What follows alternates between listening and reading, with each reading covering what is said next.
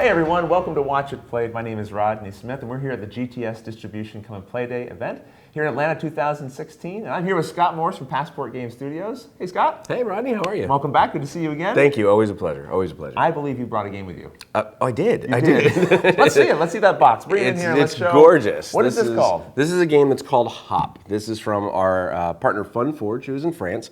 Most people are familiar with them for Takedo or Samurai Spirit and games like that. This one is a very, very unique game. So most people are familiar with a young lady called Marie Cardois, who is the artist of Dixit and Then We Held Hands, which is one of our games.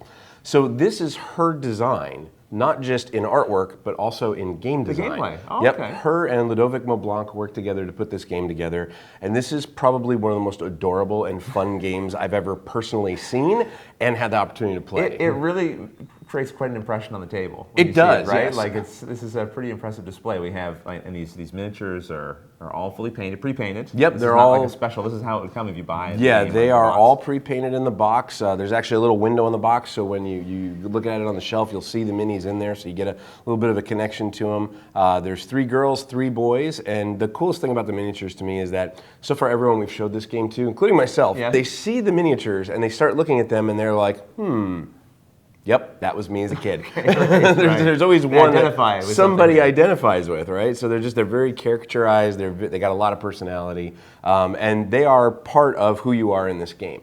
The concept of the game is that we are trying to achieve challenges. Throughout the game, we're going to have different challenges. We're going to have the very special Rainbow Ring. And the Rainbow Ring is going to be involved in the challenges. As we complete them, we're going to be able to move up on levels to get to the top of the sky. Okay, right. The first person to get to the top of the sky is going to trigger the end of the game. Sure. Doesn't necessarily always mean that they're going to win, because there's going to be points you're going to be able to get throughout the game. Right. The higher you go, the more points you're going to get, obviously. So if the game ends and you're on level 2, while someone else is on level 5, that person will get 5 points and you'll get 2 points. But the person on level 2 could still win. They could, because as you see, there's a lot of cloud tokens around this as well. So perhaps we should go through a turn. That would probably be the best way to do it, and you'll see how it all comes together. Let's do an example. On your turn, you're going to flip over a card. And for example, this one says Blackbeard. All right. Blackbeard. You must cover one eye. Now, what does that mean? Well, in the game, there are a couple of different roles that you're going to play. When it's your turn and you're the active player, you're going to be something called the hurler. The hurler is going to take one of the rainbow rings, choose a skewerer, and they are going to have to ring that ring on the skewerer's finger. Now, the rules say that you're going to use your index finger to start with, but there are cards in the game that could potentially make you use your pinky. They could make me potentially close your eyes like this one, move away from the table. There's a lot of different things that are involved here, right? It's not as simple as it sounds. When I was reading the rules and I heard this was the first player token, I thought, well, this is kind of an obnoxiously big token. Like, what's going on here? And then I kept reading and it was like a revelation. As soon as I heard, oh, the skewer puts their elbow on the table, puts their index finger up, I was like, wait, this thing, we're hooking this thing, right? Exactly, yes. It's a competitive game of ring toss. I was 100% on board. I got to keep reading this and find out what's going on. That's right, so, yes. But I can make it very hard for you to get it on my finger if I want to. You can, but you shouldn't. Why is that? The reason is that we want to work together. So let's say, for example, let's say Luke was here. Sure. And Luke is over there and he is the hurler. Yeah. He draws this card and he is going to have to cover one eye. Now he can choose whichever eye he wants, but of course, what is that going to do? That's going to mess with his depth perception, right? So you're over here and you're going to start with your elbow on the table and your finger in the air. Yeah. Once Luke lets it fly, you can move wherever you want to move to try and get it. All right. And the advantage to that is if the hurler and the skewer are successful with their throw, you're going to be rewarded by being able to move up levels or be able to get cloud tokens. And the cloud tokens are going to give you points. So aside from getting points moving up, you're going to have the opportunity to get You take one of these from here. randomly, right? And they have a certain random number on the back. I don't know what the range is. I believe it's 0 to 3 or 0 to 2. Okay. Yeah. It's very small points, but it's enough to keep adding up to the victory. So that's what you're saying. Like you could be on level 2, but if you've collected a lot of if you've helped out, then maybe you're going to have some good points. Yeah, if you're a good skewer and you can grab the ring, that's a good thing. Now the challenge in that, of course, is if I'm the hurler and I constantly pick you, I'm making sure you get a lot of points. Lots of points, yeah. So it kind of encourages everyone to play with everyone around the table. Right. Now the fun thing about this is it's not just the 2 people involved in the throw. There's a potential for more than 2 people to be involved in a throw.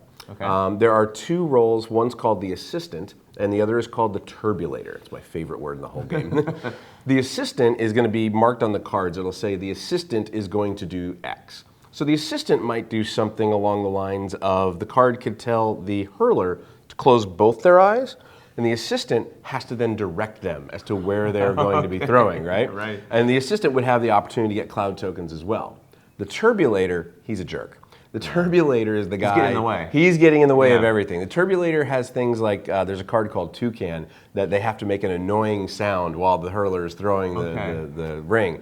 There's another one where they like stand in the middle and they wave their hands and things like that. So I think I saw one where like, they hold the person so they can't. they throw it can't move their easily. hand. Yeah, exactly. It's really it's engaging and it's highly laughable game, right? And I think it's one of those things too, where even if it's not your turn actively, just watching the other players, yeah. quite invested in how. Actually, isn't there something too? Right? If you don't think they can succeed or fail, Yes. then that you can get involved that way. Everyone's involved, yeah. So aside from the 4 possible roles, the hurler, the skewer, the assistant, and the turbulator, everyone not involved in one of those roles has an opportunity to bet. So everyone has balloon tokens and cloud tokens, and the cloud tokens have a happy side and a rainy, sad side.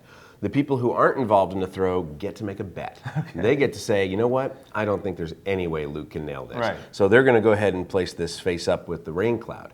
Or if they think they can, which of course Luke can because he's lucky Luke, Yes, right? yeah. Then they go ahead and flip it face up to the sunny side and the happy side. If they're successful, then they have the opportunity to get dove tokens, which are the white birds that are around the table. Right, these, yeah. If they're unsuccessful and they bet wrong, then they're going to get the crow tokens. Sure. Now, once you collect 3 bird tokens of any type, something happens. When you collect 3 doves, you're able to exchange them to move your character up a level.